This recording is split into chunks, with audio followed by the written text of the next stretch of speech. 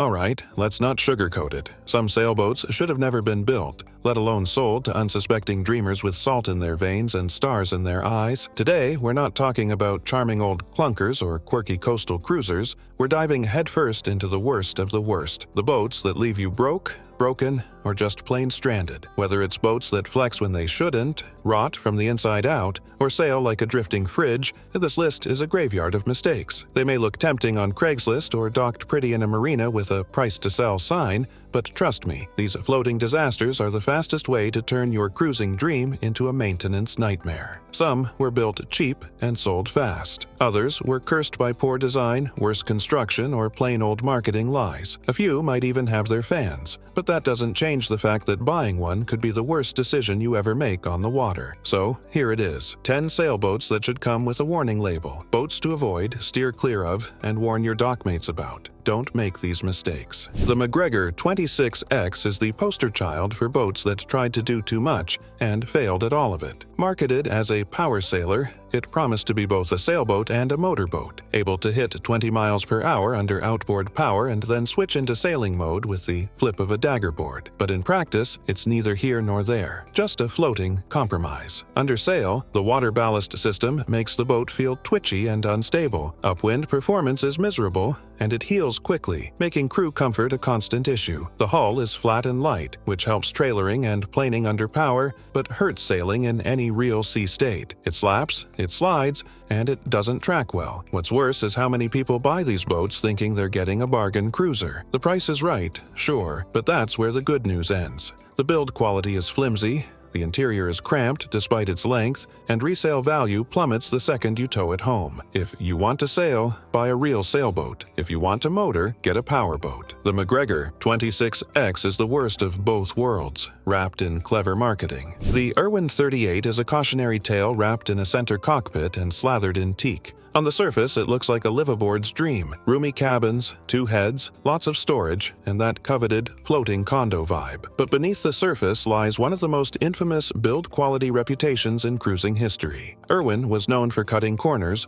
screwing hardware directly into decks without proper sealing, relying on wooden tow rails to anchor stanchions, and skimping on proper structural reinforcement. The result? Rot, leaks, deck cores that turn to mush. If you're not carrying a moisture meter when shopping one of these, you're doing it wrong. Sailing performance isn't much better. These boats are heavy but under-rigged. They don't point well, they don't like light air, and they roll and chop thanks to their high freeboard and shallow draft. That lovely center cockpit, great for lounging, terrible for balance under sail. These boats were aimed at the charter market, not serious offshore sailing, and while some have made big trips with enough refitting and TLC, most just sit at anchor looking like they could move, but never do. If you're serious about cruising, the Irwin 38 is a project boat pretending to be ready. The Bayliner Buccaneer 270 is one of those boats that makes you shake your head and wonder what the designers were thinking. Bayliner, best known for budget-friendly powerboats, decided to dip into the sailboat world with this floating apartment, and it shows. From a dock, it looks appealing. Big cabin, high headroom,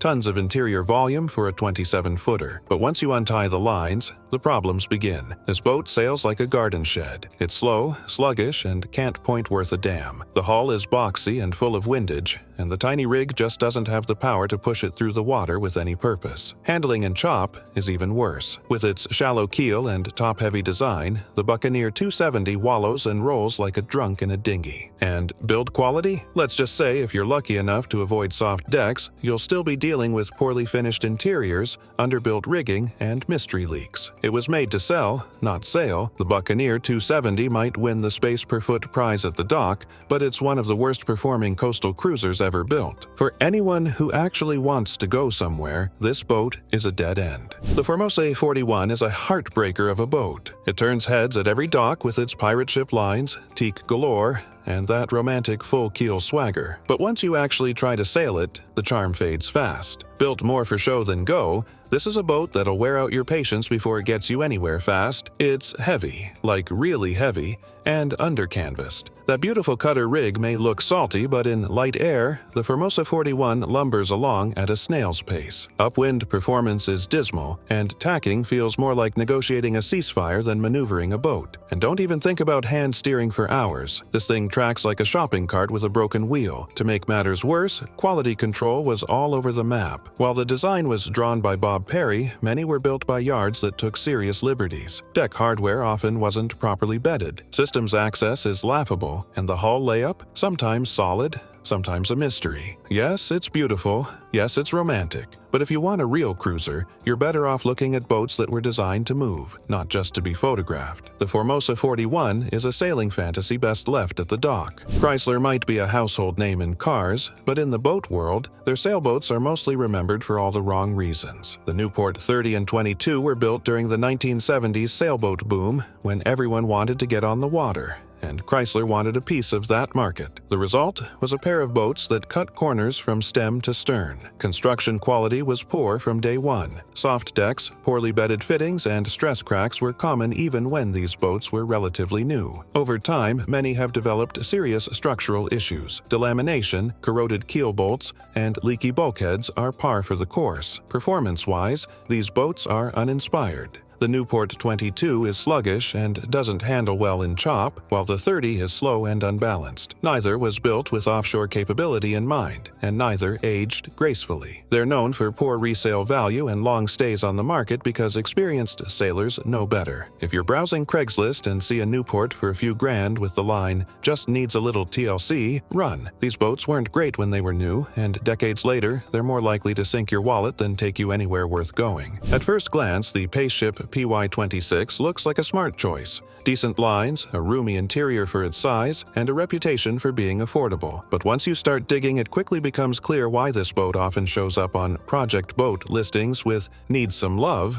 in the description. What it really needs is a full-time fiberglass technician and a very patient owner. The core issue? Build quality. These boats were built to a price, and it shows. The decks are prone to warping, the fittings are light-duty at best, and the interior materials haven't aged well. Many PY26s suffer from chronic leaks, soft spots, and delaminating deck cores that make even a modest refit a huge undertaking. Performance isn't terrible, but it's nothing to write home about either. It'll sail, but it won't inspire. It's the kind of boat that turns every weekend into a maintenance day, and every crossing into a compromise. It's a boat that teaches you how to fix boats, whether you want to learn or not. For a sailor on a tight budget with plenty of time and know-how, it could be a learning platform. For everyone else, it's a slow-motion money pit. The Hunter 37. Legend is a boat that splits opinions, but when it comes to offshore reliability and build quality, it lands hard on the avoid list. Built during a time when Hunter was pushing modern, roomy designs for coastal cruisers,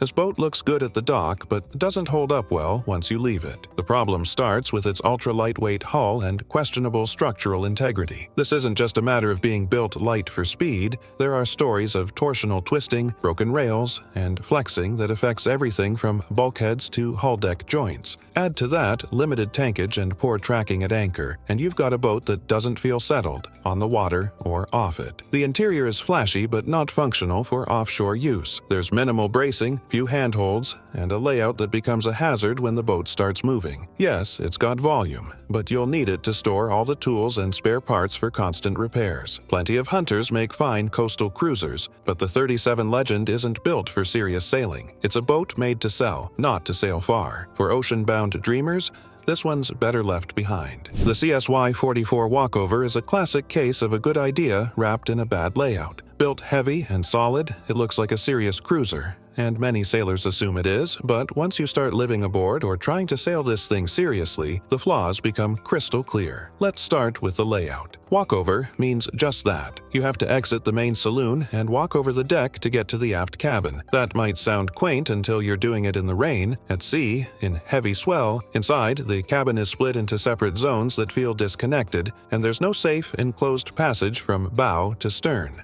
It's awkward and potentially dangerous in any kind of rough weather. Then there's the engine access. It's buried under the cockpit with limited space to do any real maintenance. And the boat's sailing performance? Sluggish. This is a heavy boat with a lot of windage and not much lift. Tacking feels like work, and she won't point worth a lick. Yes, she's tough, but she's also clunky, uncomfortable, and frustrating to live with long term. For a boat that screams "go anywhere," the CSY Walkover barely wants to leave the slip. The Coronado 25 came out of the early fiberglass boat boom, a time when manufacturers were still figuring out what worked and what didn't. Unfortunately, a lot of what ended up on this boat falls squarely in the didn't column. It was pitched as a budget-friendly coastal cruiser, and it did get many folks out on the water, but it came with some serious design and build flaws. Deck delamination and leaking fittings are almost guaranteed on older models. Worse, the keel bolts are notoriously problematic, corroding at alarming rates and posing a real threat if not addressed immediately. The interior is Spartan and tight,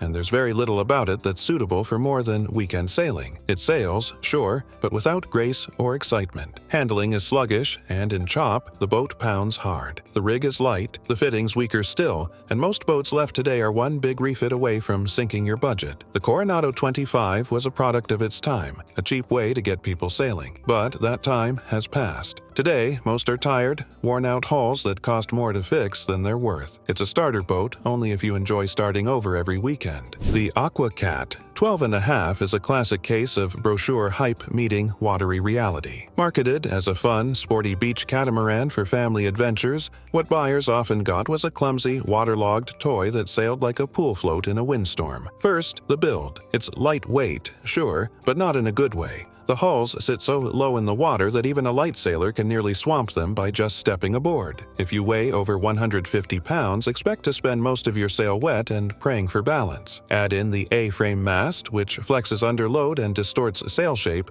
and you've got a boat that barely wants to go forward, let alone upwind. Tacking is an event. Handling is vague, and any sort of chop turns the ride into a splash fest. It's more likely to capsize or spin in circles than carry you anywhere with purpose. The Aqua Cat's low cost made it a popular first boat, but most owners moved on as soon as they could. If your idea of sailing is staying upright and moving with intention, this is not your boat. The Aqua Cat 12.5 is beach fun, until it isn't. So there it is. 10 sailboats you'll want to steer clear of if you value your time, your wallet, and your sanity. These boats aren't just quirky or a little rough around the edges, they're floating cautionary tales. Some were built cheap, some were badly designed, and a few just plain refuse to sail the way a sailboat should. They might look good at the dock, they might seem like a deal, but once you're out there, miles from shore, wind picking up and everything creaking, you'll wish you'd picked something better. Every sailor learns that the true cost of a boat isn't just the price tag. It's how it performs, how it holds up, and how much it asks of you when things get tough. These boats, they ask too much and deliver too little. And while they may have gotten a few people started, more often than not, they leave folks stuck at the dock, or worse, stuck in a nightmare of endless repairs. If you're boat shopping, take your time, do your homework, talk to people who've actually lived aboard and crossed oceans. And remember, just because a boat floats doesn't mean it sails well. Thanks for watching, and as always, fair winds and smarter choices.